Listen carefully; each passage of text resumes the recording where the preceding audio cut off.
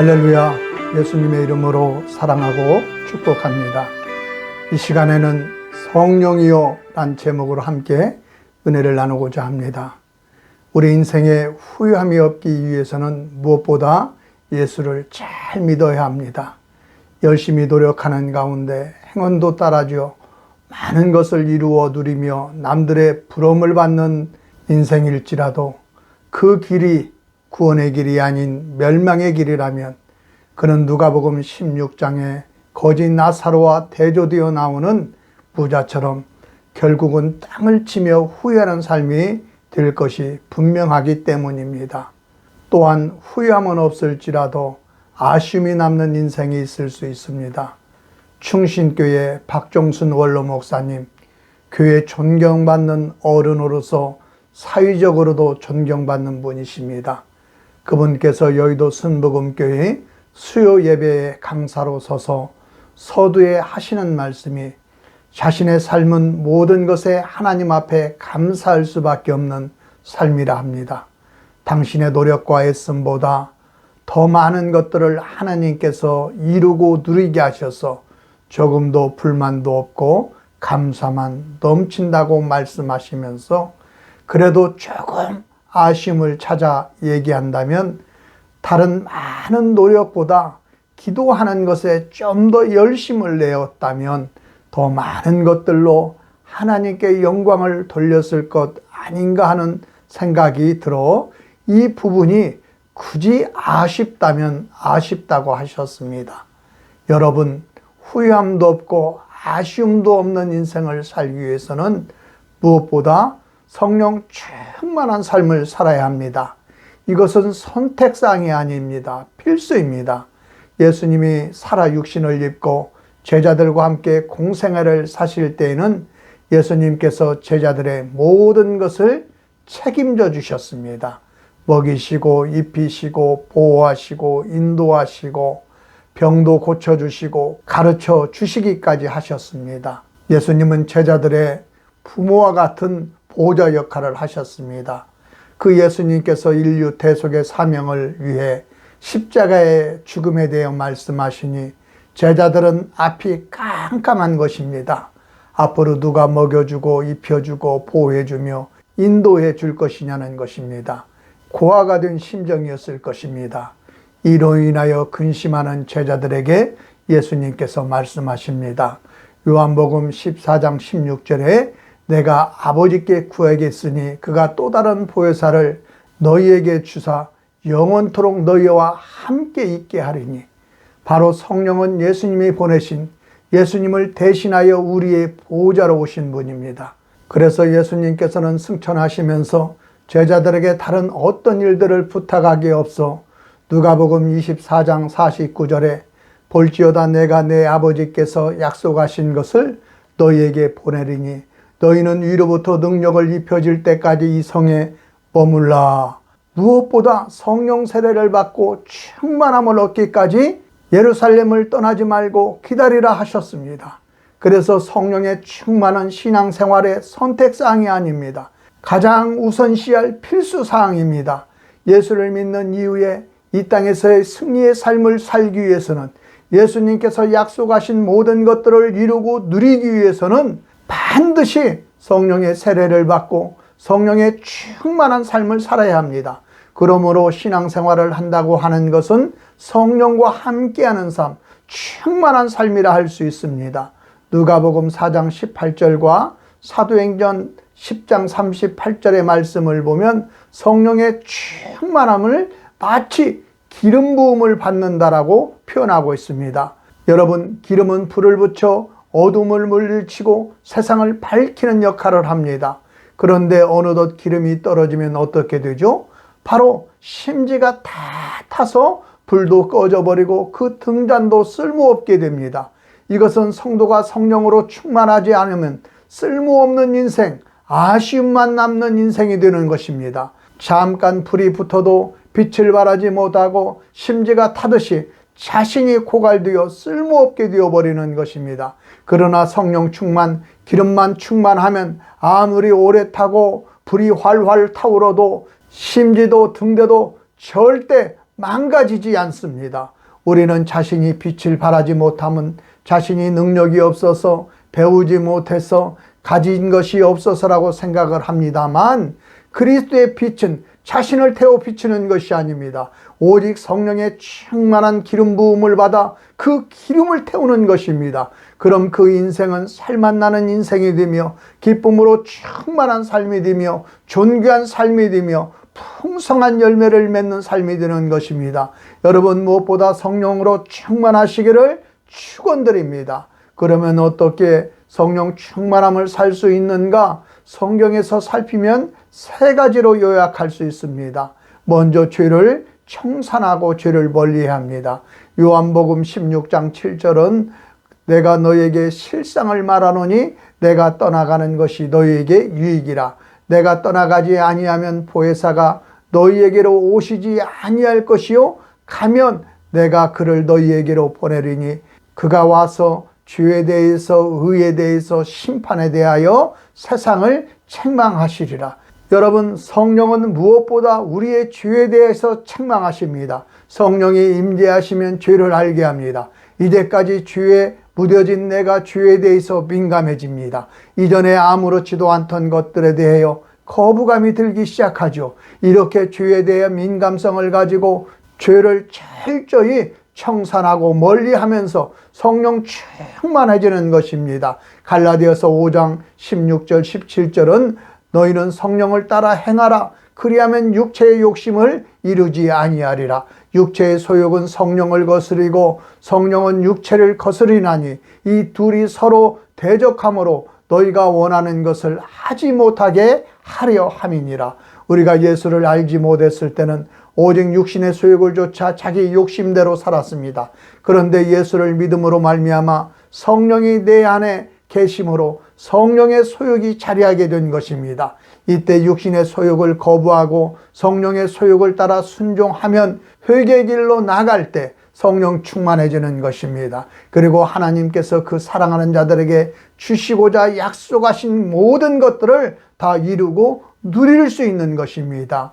여기서 회개는 보통 두 단계를 거칩니다. 첫 번째 단계로는 입술의 고백을 통하여 죄를 청산하는 것입니다.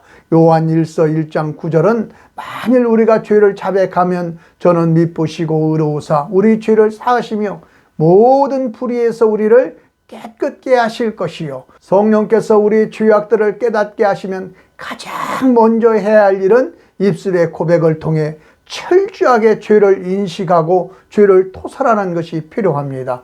두 번째로 죄악된 삶에서 돌이키는 것입니다. 삭개오의 예를 들면 누가복음 19장 8절은 삭개오가 서서 주께 여짜오되 주여 보시옵소서 내 소유의 절반을 가난한 자들에게 주겠사오며 만일 네 것을 토색한 일이 있으면 4배나 갚겠나이다. 삭개오가 예수님을 구제로 영접하고 그는 회개의 삶으로서 증명했습니다. 이럴 때 풍성한 열매, 실제적인 열매를 거둘 수 있는 것입니다. 하나님께서 성령으로 우리 안에 내주하여 우리의 마음을 주장하실 때, 성령의 소욕을 주실 때 말씀에 순종하는 회개의 삶을 실제로 살아내면 능력이 우리 가운데 나타나기 시작합니다. 그리고 가속이 붙기 시작합니다. 아, 변화라는 게 이런 것이구나. 성령께서 내게 능력 주시는 것이 이런 것이구나. 회개의 삶이 이런 거구나 하고 가속이 붙습니다. 그래서 하나님께서 우리에게 주시는 모든 약속들은 빨리빨리 현실화시키는 것이 필요합니다. 그러면 다시금 그것이 재투자가 되어 엄청난 가속이 붙어 풍성한 열매를 거두는 인생이 되는 것입니다. 성령께서 알게 하시는 죄를 철저히 입술로 회개하고 변화된 삶을 살면 그 안에서 성령 충만한 가운데 재생산의 역사가 나타나는 것이죠. 또한 성령의 충만함을 위해서는 하나님의 말씀을 가까이 하며 듣는 것입니다. 사도행전 10장을 보면 고넬료의 이 얘기가 나오는데 고넬료는 로마군의 백부장이었습니다. 그런데 하루는 환상 중에 천사가 욥바의 베드로를 청하라는 말에 순종하여 사람을 보내어 베드로를 자신의 집으로 초청했습니다. 사도행전 10장 44절은 베드로가 이 말할 때에 성령의 말씀 듣는 모든 사람에게 내려오시니 즉 욥바의 베드로를 정하여 하나님의 말씀을 들을 때 모든 사람들에게 성령에 임하여 충만하게 되었다는 것입니다. 성령 충만함을 받는 비결이 무엇이냐? 말씀을 듣는 것입니다. 요한복음 16장 13절은 진리의 성령이 오시면 그가 너희를 모든 진리 가운데로 인도하시느니 그가 자의로 말하지 않고 오직 듣는 것을 말하시며 장래 일을 너희에게 알리시리라. 성령께서는 말씀 안에 일하시지 독자적으로 일하지 않습니다. 여러분 주의하셔야 합니다. 이단들은 성령 충만만을 강조하며 성경에도 없는 이상한 이야기를 하며 많은 신비한 이야기, 기적을 일으키는 얘기를 하며 사람들을 현혹합니다. 그러나 성령께서는 말씀 가운데 역사하시지 말씀과 대치되는 일은 하시지 않습니다. 항상 말씀이 뒷받침돼야 그게 성령의 역사라는 것입니다.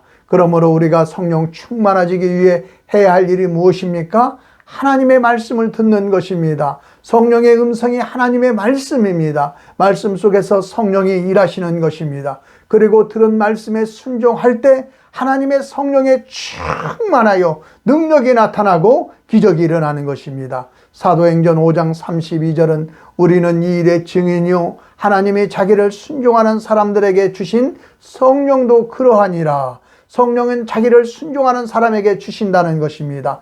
계속해서 순종의 역사가 나타날 때 성령께서 기름 붓듯 부어지고 능력 가운데 쓰임받을 수 있다는 것입니다. 성령 충만해지기 위해서는 많은 기도도 있어야 하겠지만 말씀을 가까이 하며 말씀을 들어야 합니다. 성경을 많이 읽어야 합니다. 말씀에 푹 적게 되었을 때 강력한 성령의 역사가 일어나는 것입니다. 말씀을 듣고 성경을 읽을 때 성령의 기름 붓듯 부어지어 가슴이 뜨거운 능력의 역사가 일어나는 것입니다. 가장 능력 있게 일할 수 있는 방법이 무엇입니까? 성령과 함께 모든 것을 능히 감당할 수 있는 것입니다.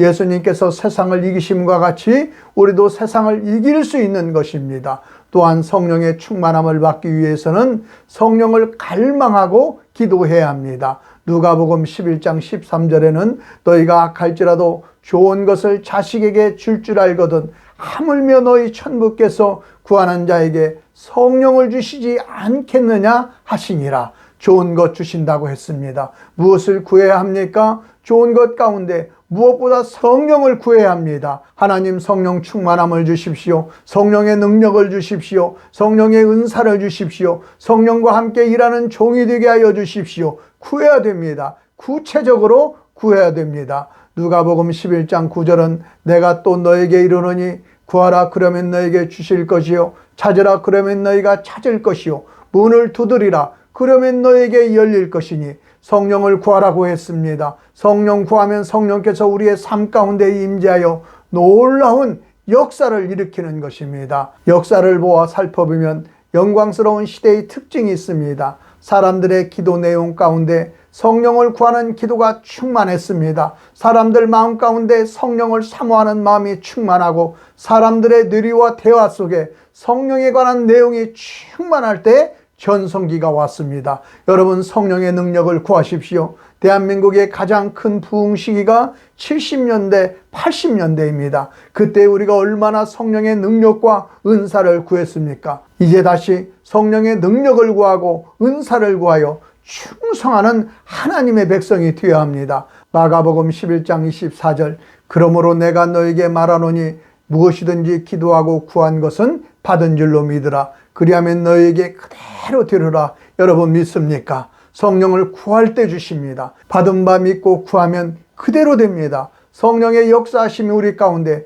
나타나게 되는 것입니다. 성령의 충만함을 통해 성령과 함께 사십시오. 늘 말씀을 가까이 하며 말씀을 쫓아 사십시오. 죄를 멀리하고 죄를 고백하며 죄악된 삶에서 돌이키면 더욱 말씀과 성령으로 충만해질 것입니다. 그리하면 아무리 잿더미 같은 무너진 심령도 성령으로 말미암아 일어나게 됩니다. 골짜기의 마른 뼈에 성령의 생기가 들어가니 하나님의 군대가 되었습니다. 마른 뼈가 하나님의 군대가 되는 성령의 능력을 구하십시오. 그리고 하나님 나라를 품고 사십시오. 여러분의 인생은 이 세상 그 누구에게도 판단받지 않는 복된 인생이 될 것입니다. 이 시간 성령의 충만함을 달라고, 모든 말씀이 그대로 믿어지게 해달라고 주여 삼창하고 기도하겠습니다. 주여, 주여, 주여. 주님, 이 시간 성령으로 충만하길 원합니다. 성령을 부어주시옵소서. 기름 붓듯 부어주시옵소서. 갈릴리 예수 때 아버지 하나님의 성령을 기름 붓듯 부으신 것 같이 우리에게도 성령